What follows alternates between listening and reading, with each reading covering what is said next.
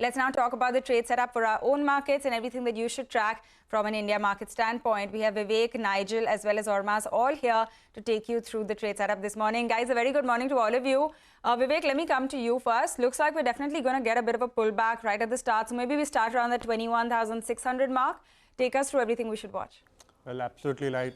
Like you mentioned, after the heady gains that we've seen in 2023, 2024 started off on a slightly softer note, across the globe, across equity markets. Like you mentioned, yesterday, US markets ended on slightly softer note, Nasdaq bearing the brunt of the selling pressure. Even European markets, ended lower. Now, when you're talking about crude oil prices, now, yesterday morning, crude oil prices were significantly higher. But by the close of trade, crude oil prices continued to see quite a bit of selling pressure, and Brent futures yesterday down over almost 1.5%, and WTI futures too down 1.8% each. But coming to the Indian markets yesterday saw extremely volatile trading session.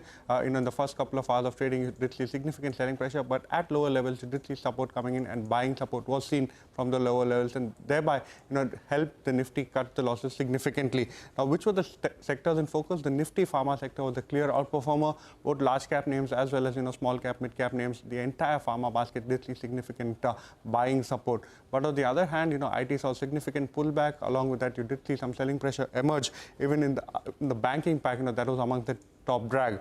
Now, talking about the mid and small cap indices, they started day one on a very strong footing. Yesterday, they did see a bit of a pullback. The good part yesterday, FI buying figure resumed over 1,600 crore of buying as far as FIs were concerned in the cash market. Key to watch out for today, operational updates continue. Q3 updates have come in from companies. So today, DMARC will be in focus. Also, Hero Motors slightly soft. Like you mentioned, Asian markets and GIFT Nifty both indicating a gap down start for our own markets. Okay, gap down start. Let's see how things move from there. Vivek, thanks a lot for that. Let's also talk about all of the stocks that we should watch in today's trading session. Hormaz, it'll definitely be interesting to watch the IT pack after that kind of fall on the Nasdaq, but take us through all of the action that came through in individual names. Plenty of them as usual, and IT will be the one to watch out for. But besides that, there is Hero MotoCorp, which reported its December sales figures yesterday evening. The sales figures were flat. Domestic sales were also down 1% year on year. A full year, they managed to sell around 55 lakh units, which was a growth of 5% compared to last year. Now, business updates keep coming in. Avenue Supermarts, their standalone revenue was up 17% year on year. On a sequential basis, it was up 7%, and that was led by the festive season. And the store addition currently after the 3 quarters of this financial year stands at 17, and compared to the company's target of 40 stores that they plan to add. Bank of Maharashtra as well, December quarter advances were up 20%, deposits were up 18%, so keep that on your radar. CSB Bank advances were up 22.5%, deposits also grew by almost 21%. The gold loan portfolio grew 23.5% compared to last year. Yes Bank as well, the advances were up 12%, the deposits were up only 13% compared to last year to around 2.5 lakh crore rupees. But the stock of the day yesterday, VST Industries ended at a 20% circuit yesterday, and block deal data shows that Radhakishan Damani has indeed increased his stake in the company. He acquired around 2.5 lakh shares in the company yesterday. MOIL record production in December, 1.85 lakh million tons. It was up 31% year on year for the month of December. V-Mart Retail as well, the revenue for the quarter was up 14%. The same store sales growth was slightly softer at 4%. So keep that on the radar. Shyam Metallics has launched a QIP. The floor price is a 6.5% discount to Tuesday's close. We had reported about this in the month of July last year. LIC has received another demand for interest and penalty worth 116 crore rupees. And lastly, Dhampur Sugar's board will meet today to consider a share buyback. Back to you. All right. Thanks a lot, Hormaz, for that long list of stocks. We're going to watch for all of these in today's trading session. But finally, let's also talk about what we should watch from the futures and options space.